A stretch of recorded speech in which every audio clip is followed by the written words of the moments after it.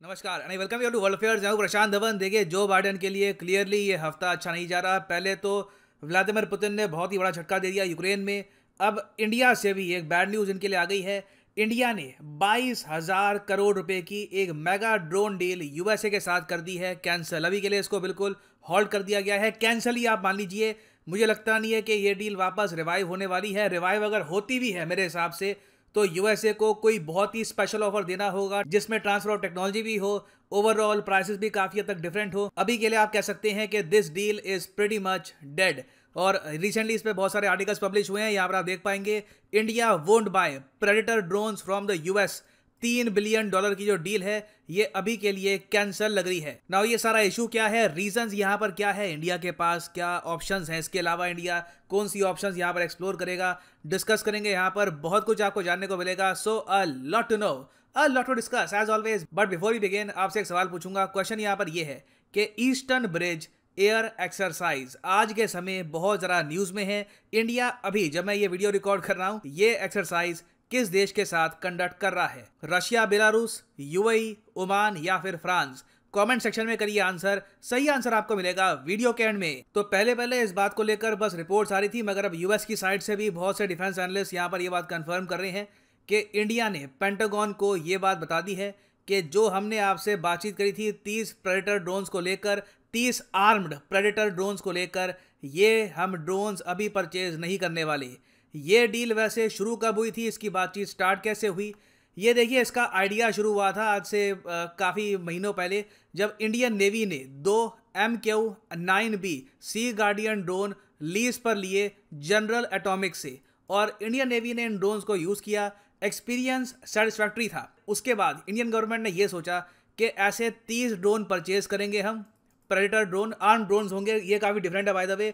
जो सी guardian drones थे इनमें हथियार नहीं थे, जो प्रेडेटर ड्रोन्स हम परचेज करने वाले थे उनमें हथियार भी होते। तो इंडिया ने कहा कि ऐसे 30 ड्रोन हम परचेज कर लेंगे, 10 आर्मी के लिए, 10 एयरफोर्स के लिए और 10 होंगे यहाँ पर ये नेवी के लिए। और इस डील के बारे में पता है कब से बात हो रही है? अभी 2022 शुरू हो गया।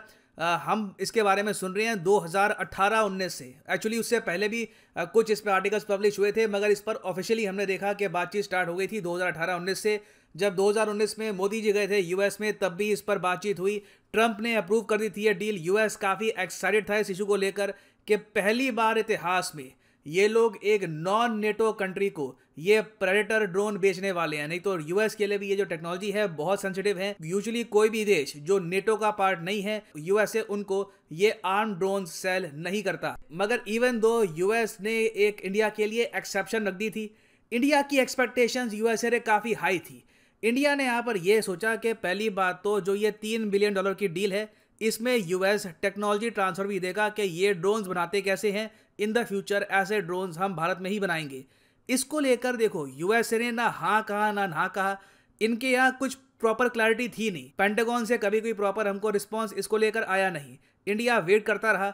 वहाँ पर यूएसए ने कहा कि हमको थोड़ा टाइम दीजिए, हम इवेल्युएट कर रहे हैं कि अगर हम आपको टेक्नोलॉजी इसकी ट्रांसफ़र करेंगे तो किन एस्पेक्ट्स में करेंगे, वो कौन से कोडेक्स होंगे जो हम आपको देंगे, कौन सी बातें हम आपको नहीं दे पाएंगे। इसको लेकर यूएसए ने बहुत टाइम लगा दिया। इंडिया ने फाइनली कहा कि यू नो व्हाट, ऐसा नहीं है कि हमारे पास सिर्फ यही ऑप्शन है कि यूएस से ही परचेज करने हैं ये drones. You are taking too much time. अभी के लिए ये डील हम कर रहे हैं स्टॉप, बाद में कभी फिर से बंद बनेगा तो हम बातचीत करेंगे। तो ये आप कह सकते हैं मेन मुख्य कारण है इस डील के कैंसिल होने का। इसका बाय द वे कोई भी कनेक्शन नहीं है ड्रोन बैन से। रिसेंटली मैंने वीडियो बनाई थी कि इंडिया ने फॉरेन ड्रोन्स बैन कर दिए हैं, 6 लाख लोगों ने वीडियो देखी थी। इसका कोई भी रिलेशन नहीं है इस चीज़ से, क्योंकि जो इंडिया ने फॉरेन ड्रोन्स बैन किए हैं ये कमर्शियल ड्रोन्स हैं जो कैमरा वर्क्स में ज़्यादातर यूज होते हैं। मिलिट्री ड्रोन्स इस ड्रोन बैन में नहीं आते। ओके, सो सिंस ये इशू यहाँ पर नहीं है तो इंडिया अब ये जो ड्रोन्स की रिक्वायरमेंट है पूरी कैसे करेगा? देखिए, हम लोग यहाँ पर मान के चल रहे हैं कि इंडिया के पास आज के समय इतनी एबिलिटी है कि हम खुद अपने देश में ड्रोन बिल्ड कर सकते हैं और इनको यूज़ कर सकते हैं। ऑलरेडी आपको पता होगा कि इंडिया अपग्रेड कर रहा है इजराइल मेड हेरॉन ड्रोन्स। उसके अलावा आपने रिसेंटली ये भी देखा होगा कि इंडिया का जो रुस्तम ड्रोन है, रिसेंटली इसने एबिलिटी दिखाई कि ये फ्लाई कर सकता है सैटेलाइट डेटा को यूज़ करते हुए। और यहाँ पर आप देख पाएंगे ये ट्वीट है डीआरडीओ की, ये आपके सामने है। रुस्तम 2 ड्रोन ये यहाँ पर लैंडिंग कर रहा है और इसने दिखाया है कि गगन सैटेलाइट सिस्टम को किस तरीके से प्रॉपरली यूज़ करके नेविगेशन कर सकता है। ये अपने आप में एक बहुत ही इंपॉर्टेंट टेक्नोलॉजी डेमोन्स्ट्रेशन थी। ये मैं क्लियर कर दूं कि रुस्तम 2 ड्रोन को अभी के लिए वेपनाइज करने का कोई प्लान सरकार का नहीं है। तो क्वेश्चन अभी यहाँ पर यही है कि देखिए, सिंस रुस्तम 2 ड्रोन को हम वेपनाइज नहीं करने वाले फॉर द टाइम बीइंग, तो अटैक ड्रोन हम कौन सा यूज करने वाले हैं, that will be a big question. क्योंकि और जगह आप अगर देखो तो हिंदुस्तान एरोनॉटिक्स लिमिटेड ड्रोन्स बिल्कुल डेवलप कर रहा है इसराइल के साथ मिलकर। फॉर एग्जांपल एक है naval rotary unmanned aerial vehicle, और जिसकी रिसेंटली इन्होंने यहाँ पर फोटो भी रिलीज करी थी। यहाँ पर आप देख पाओगे ये एक हेलीकॉप्टर ड्रोन है जो इंडिया और इसराइल मिलकर डेवलप कर रहे हैं। ये बहुत ही जल्दी रेडी हो जाएगा। उसके अलावा Hindustan aeronautics limited cats warrior drones भी डेवलप कर रहे हैं, जो यहाँ पे आप देख पाओगे एक फाइटर एयरक्राफ्ट के साथ मिलकर काम करेंगे। मगर एक प्रेडेटर ड्रोन ऑल टुगेदर अलग कैटेगरी होती है। ऐसी कैटेगरी इंडिया ने अभी तक तैयार करी नहीं है। मेरे हिसाब से अब टाइम आ चुका है कि अगर रुस्तम 2 ड्रोन बढ़िया परफॉर्म कर रहा है तो इस पर हम वेपन्स भी इंस्टॉल करें, इसको हम अटैक पर्पस के लिए भी इवेंचुअली यूज करें। तो देखना होगा यहाँ पर भारत सरकार क्या निर्णय लेती है। For the time being India बहुत ज़्यादा फेथ दिखा रहा है अपनी डोमेस्टिक डिफेंस मैन्युफैक्चरिंग में। अब फाइनली आप यहाँ पे ये भी क्वेश्चन पूछेंगे कि इंडिया ने जो यहाँ पर डिसीजन लिया है, क्या यहाँ पर यूक्रेन का एंगल है? तो मैं यहाँ पर कहूंगा देखिए, कुछ ना कुछ डेफिनेटली इसका भी इम्पैक्ट आया होगा, क्योंकि इन द फ्यूचर हम रशिया से खुल के वेपन्स परचेज नहीं कर पाएंगे। यूएसए का प्रेशर आने वाला है। तो इसको मिटिगेट करने का सबसे अच्छा तरीका पता है क्या है?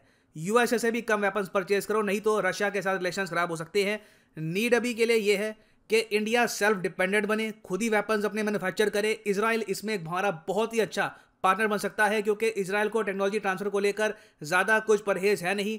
काफ़ी हद तक मैं कहूँगा रेडी रहते हैं वो इंडिया को हेल्प करने के लिए इन एनी एस्पेक्ट। इसराइल ने ओपनली कहा है कि कोई भी एरिया नहीं है जहां पर इंडिया के साथ हम कोऑपरेशन नहीं करेंगे। We are ready to help India in every possible field. तो ड्रोन्स के मामले में अभी के लिए इंडिया ने चुना है ये रूट। देखना अब यहाँ पर ये होगा कि इंडिया बहुत ही जल्द जो फाइटर एयरक्राफ्ट परचेज करेगा उसमें भी क्या इंडिया सेम पॉलिसी अपनाएगा और यूएसए के F-18 सुपर हॉर्नेट को टर्न डाउन करके या तो फ्रेंच रफाइल या फिर किसी और कंट्री के फाइटर जेट परचेज करेगा, ये देखना होगा इन द नियर फ्यूचर। ना वापस आते हैं अपने एमसीक्यू पर कि recently eastern bridge air exercise India conduct कर रहा है किस देश के साथ? सो सही उत्तर यहाँ पे है option C, India and Oman is the right answer. और यहाँ पर आप देख पाओगे India and Oman begin bilateral air force drill in Jodhpur. बहुत ही इंपॉर्टेंट है ये, काफी तक न्यूज में है, तो make sure to remember this. और फाइनली यहाँ पर मैं ये भी ऐड कर दूं कि लाइफ में अगर आप एक बार प्रॉपरली यूपीएससी एग्जाम की तैयारी करना चाहते हैं तो कमेंट सेक्शन में जाओ, यहाँ पे आपको मिलेगा ये लिंक, इस लिंक पे करो क्लिक और यहाँ पे आप परचेज कर पाएंगे अनअकैडमी का यूपीएससी कोर्स, जिसके अंदर आप यूपीएससी प्रीलिम्स, मेंस, ऑप्शनल तीनों की ही तैयारी कर सकते हैं with a single purchase. Just click on pick a plan और यहाँ पे आप 12 महीने 36 महीने का कोर्स भी कर सकते हैं परचेज।